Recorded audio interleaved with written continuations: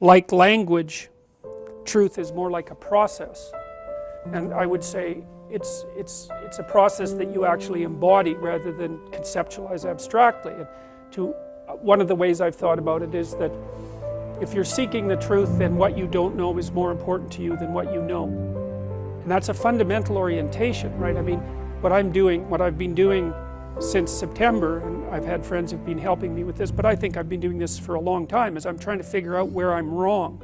I'm watching the audience to see if I'm making a mistake. I'm listening to my friends who are watching my YouTube videos telling me when I'm a little too angry maybe, or maybe too pompous or too noisy, or all the different ways that you can fail in front of an audience. I'm listening to them, I'm listening to the comments, and I'm trying to modify myself accordingly. And so you live in error and strive towards the truth, and it's in that striving that the truth is most accurately embodied.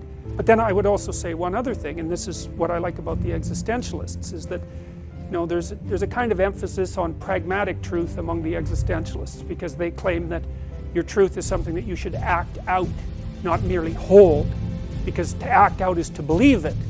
It's a definition, right? It's not precisely a proposition, it's a definition. Nietzsche said that you could tell much about a man's character by how much truth he could tolerate, which is very interesting. There's an idea in the great Western tradition that the truth is the way and the path of life, and that no one comes to the Father except through the truth.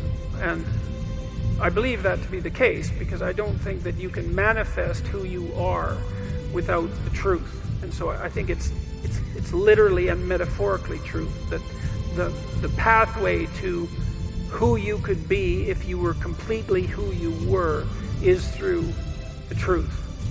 And I would say, and so the truth does set you free, but the problem is that it destroys everything that isn't worthy in you as it sets you free, and that's a process of burning, and it's painful, because you cling to what you shouldn't be, partly out of pride and partly out of ignorance and partly out of laziness, and so then you encounter something true, and you all know this perfectly well, because when was the last time that you learned something important that wasn't a blow of some sort, and it's often you look back at your life and you think, oh God, I really learned something there. I wouldn't want to do that again, but it really changed my life. I mean, sometimes it can really destroy you, an encounter with the truth, and you never really recover. But now and then something comes along and straightens you out, and a lot of you has to go. A lot of you has to burn away, and I suppose in some sense the idea is that everything about you that isn't worthy is to be put into the flames. And that's another reason to be not so casual about claiming what you believe, because it isn't something that you undertake without due caution. I learned when I was a kid, about 25 or so, a little older than a kid, that almost everything that I said was one form of lie or another. And I wasn't any worse, I would say, than the people that I was associating with, or any better. And the lies were manifold. They were attempts to win arguments for the sake of winning the argument. That might be one. Attempts to indicate my intellectual prowess when there were competitions of that sort.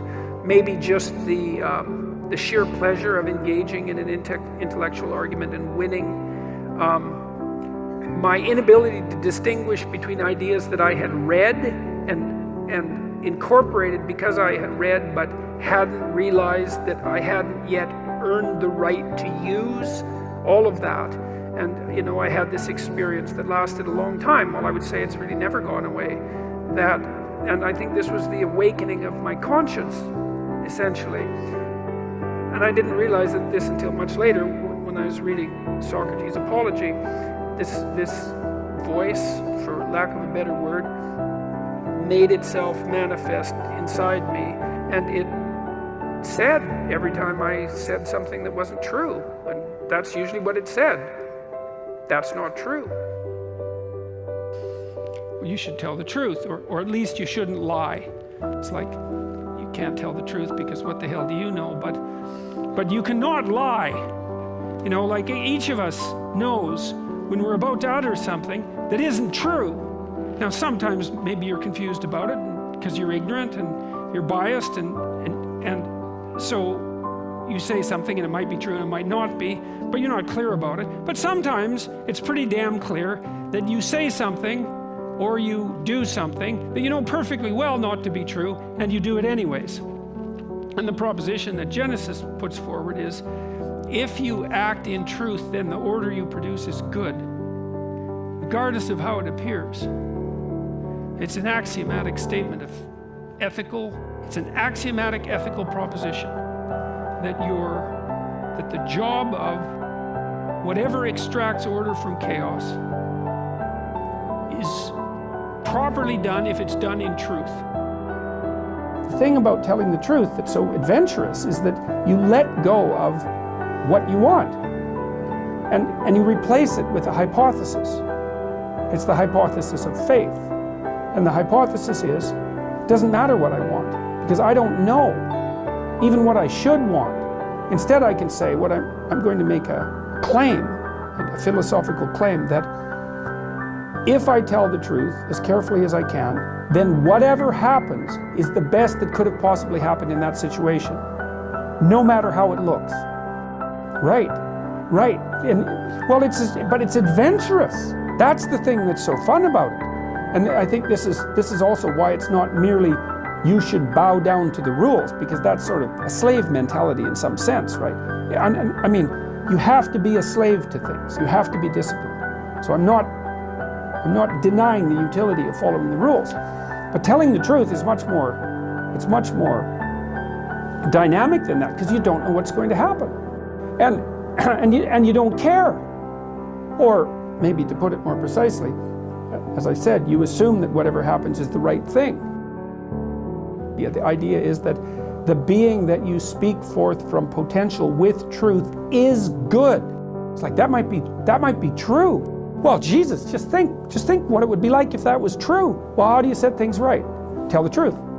That's why we can speak things into being, and we do. And when you speak truth, then you speak paradise into being, and when you speak falsely, you speak hell into being.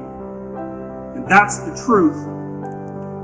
And what that means is that with every decision that you make, you decide for yourself and for everyone else whether you're going to tilt the world a little bit more towards hell or a little bit more towards heaven.